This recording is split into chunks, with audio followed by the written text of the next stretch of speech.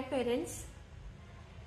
तो मु parenting related गोटे बही पढ़ुली मत ये कथाटा ना बहुत बढ़िया लगे से भाविली ए सांगे सांगे भिडटा बनईदेवी।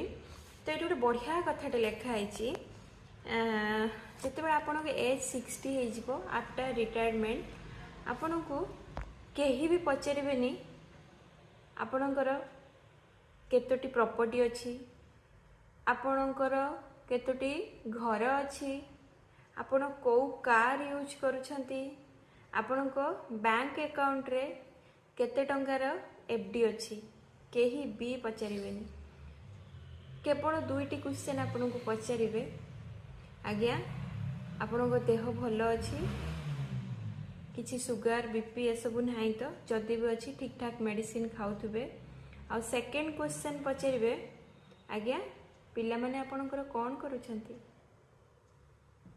तो जदि सेकेंड क्वेश्चन रो आंसर आपण विथ स्माइल जदि दबा को चाहूचंती ना तार प्रिपरेशन आज आपण को करिया पई पड़िबो। ये जो पेरेंटिंग जर्नी गोटे 21 इयर्स रो गोटे प्रोजेक्ट पिला मानकर 0 to 7 years then 7 to 14 then 14 to 21 years रो गोटे जर्नी।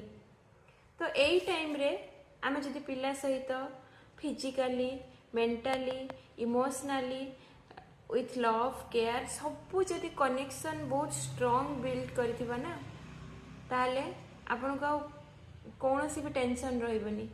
जदि ए सब जिनस आमे स्ट्रांगली पिला सहित कनेक्ट हेई नथिबा ना ताले ये 21 इयर्स रो प्रोजेक्ट लाइफ टाइम प्रोजेक्ट बनी जिवो। तो मु नेक्स्ट वीडियो रे